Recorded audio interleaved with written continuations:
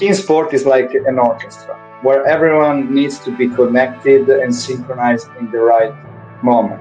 Even if one person falls out of rhythm, the music lost its flow, so it's not listenable, not harmony, and you cannot enjoy anymore. In the sport, it's like the same way. Without unity, without this connection, the game loses strength, rhythm, and its connection. So after, you will not have this I call magic bubble, where when you play, you feel that unity and the strength in the mental condition, where most of the time you won the game 2 hours before to arrive in the pool, in our case, because the vibe that we provide to the opponents, to the people, it's so different that you cannot say, hey, they have something different. So you give a different energy, and that energy can influence positively or negatively, in this case, our opponents. And so for those 4 years, we have a different vibe, a different attitude, where we're inspiring other teams, where they were jealous and they say how they can get this unity, this powerful, this fire. And so we were almost winning all the games before, because when we were playing, it was like so automatic and so in the loop that we were not thinking about what we were going to do next tactical thing, next technical thing. Now it was like a spontaneous, so fluently that we were winning in this way. That was maybe the key and the secret.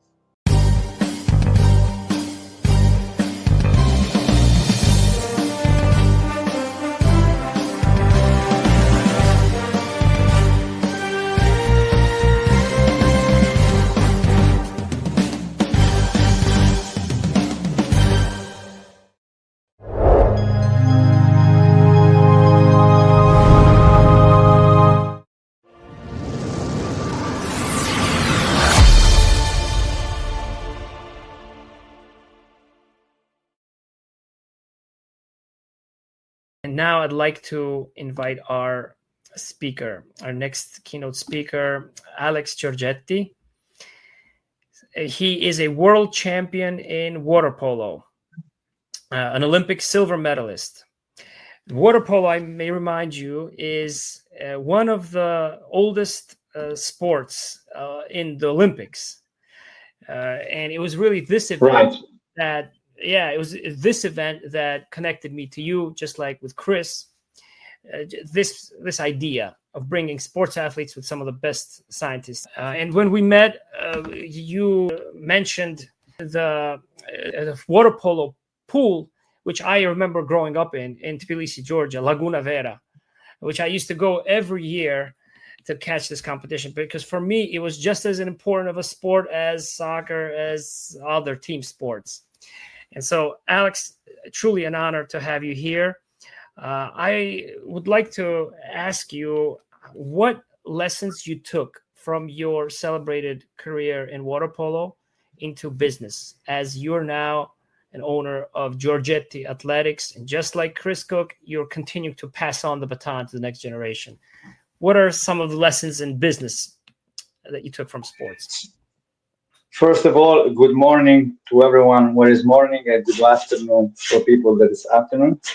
And thank you for the invitation. I'm very honored and glad to be part of this event. And what I can say, that water polo has taught to me discipline, like the power of the teamwork and the values that go in and out of the pool. And this is a tough, hard sport mentally and also physically. And this is why I learned a lot of good skills through water polo to try to transform and bring it to Giorgetti Athletics, that it's my non-profit organization that is based on an aquatic academy, where I try to teach through water polo. So use water polo as a vehicle to teach to the kids that they don't know how to swim. So a water safety expert. So learn to swim opportunity. And for those student athletes that are beginner or intermediate level, to have the opportunity to get the scholarship in the best university in US, even to play professional in Europe. And that's my goal, to bring like a opportunity of and be an inspiration for the next generation.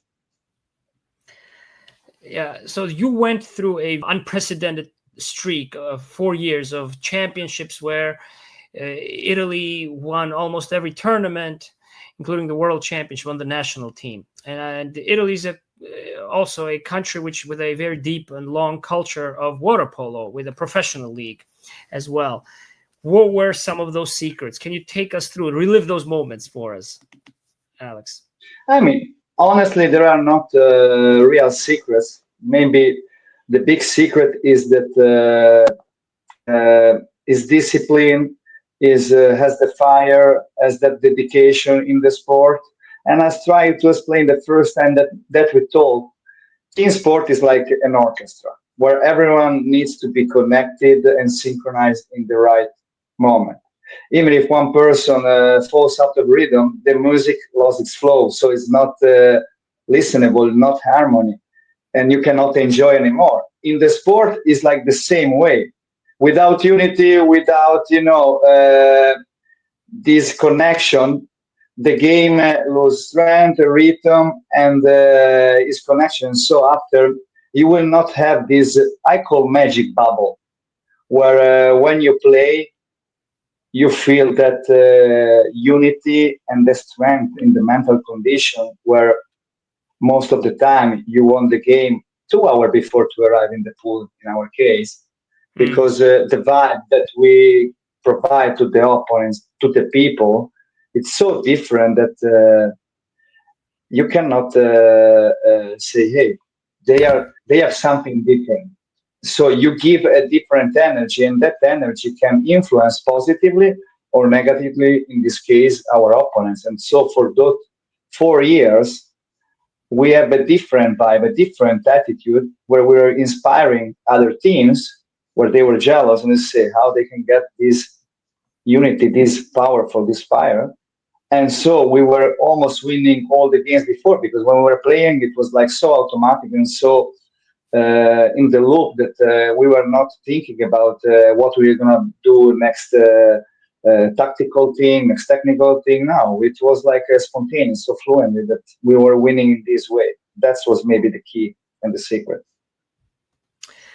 Yeah, and so it was more of the mindset, even more than the physical preparation, right? It's where you had that pressure, but you didn't feel like you had that pressure because you were confident even before you got into the pool. That's amazing. That's incredible.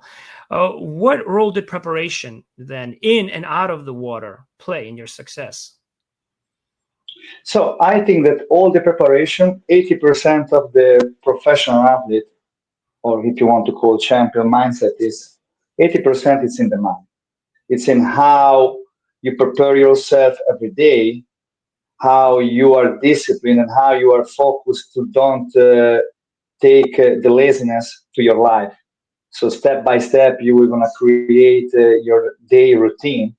In our ways, when you wake up, to be focused on what will be the training, to do the video analysis before we get there, to be prepared in the dry land exercise, in the stretching, and after in the water exercises, and after the training, together with the coach, with assistant coach, see in all the situation, in defense, in offense, in the swimming, the stroke, wherever it was, how we were doing in good way or in the bad way. So to be prepared like a professional person in all the situation. But what is main important is for us the visualization of what we want to be in the water before, during the training, and also the recovery. That recovery is the key of the success in longer term, in the way that you recover during the game or in the evening before to go to sleep. That's maybe an important key. Mm-hmm. What kind of medical approaches would you highlight that you used in those national championship teams? So what we were using in general, it was like a kind of cold water therapy after training or before big games, and also this heart rate monitoring scan. But what is was the most important for us during the World Championship, before to start the World Championship and the Olympics, was this preparation where we were doing blood tests taken at 100% of fatigue. When we were doing gym 100%, they were taking blood from our ear, and they were testing how we were able to recover sooner as possible. This was also reflected in the swimming session, where we were under 100% of fatigue and pressure. And mostly important was during the game. And we were seeing that based on the position, it was a defender, an attacker, a goalie, that maybe the goalie is resting more than the other position because it's more static position. He don't need it to do this kind of exercise. But maybe the center and defender position that was a fighting, like wrestling in the water, you have to be able to know when to rest, when to recharge the battery, when to play with the referee because he was going to give you a foul in your favor or against you. And this blood test was very important to understand how to recover soon and what we get to take. Can be mineral, protein, or just drink more water, or ask the coach a substitution, to get after back in the water more like recharge. So this was the main skills. Yeah. The main tools. Sorry. Right. So as you know, I've been following water polo for many years, including the rules and the format, which is now changing, where you don't have extra time anymore. If in the event of a tie, you go to penalties. So I want to ask you a question about the rules. What is the role of the format of competition and these physical battles underwater that are not seen by others, that take place in water polo and also in business, right? So how does this impact, the outcomes? So you are right. A lot happens underwater that is not visible, and I cannot explain now directly in live because sometimes you play against teams that they are not very strong in technique and their game, so they have to use everything, and sometimes you can be hurt by knee or elbow attacks, but it's part of the game, and you have to be ready before that can happen. And about also the rule. Before we were playing in 33-yard pool, now it's 25 to make it faster to happen a lot of goals. Now it's more easier to get an exclusion without a fight. If you block somebody with one hand, it's already a foul, and if you push down the player, it's exclusion. Before, you have to grab somebody with two hands and show a bit of foul to get the exclusion, and after 3 exclusions, you are out of the game.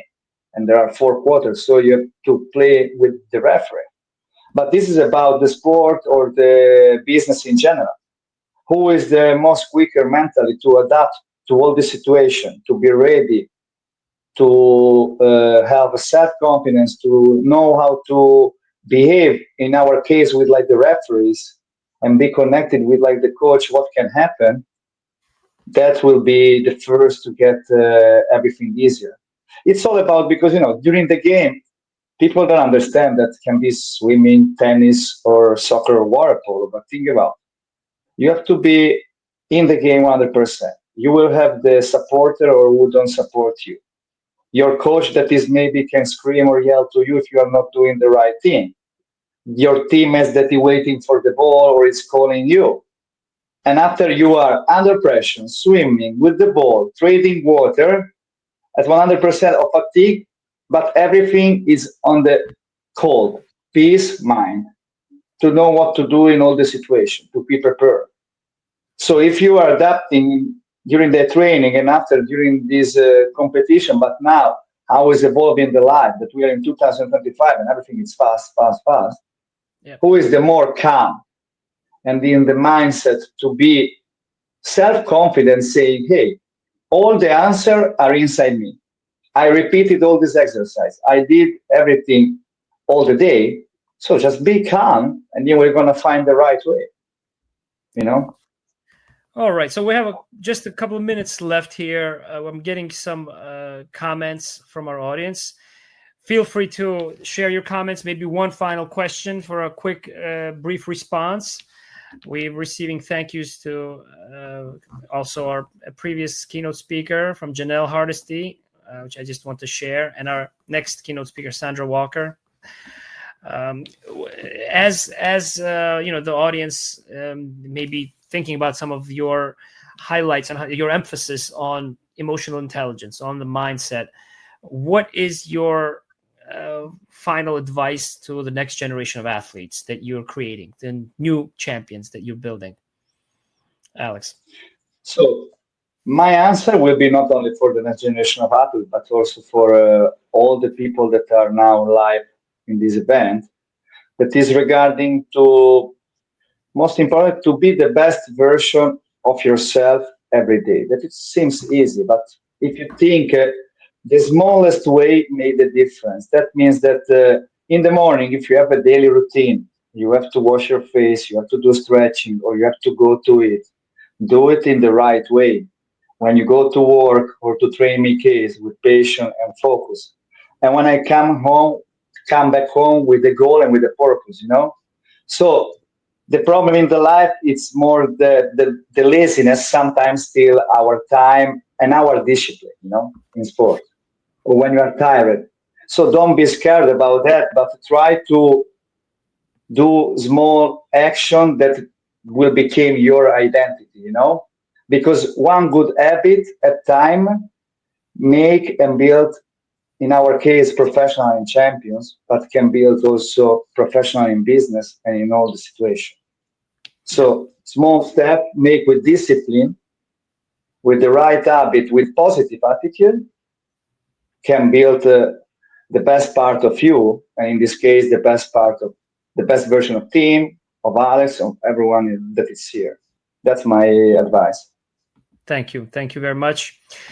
Well, we have a tradition at our Medical Innovation Olympics, Alex, to always have an Olympian, an Olympic athlete, formally open the games and announce them open. So Chris and I and everyone would like to give that honor to you, Alex.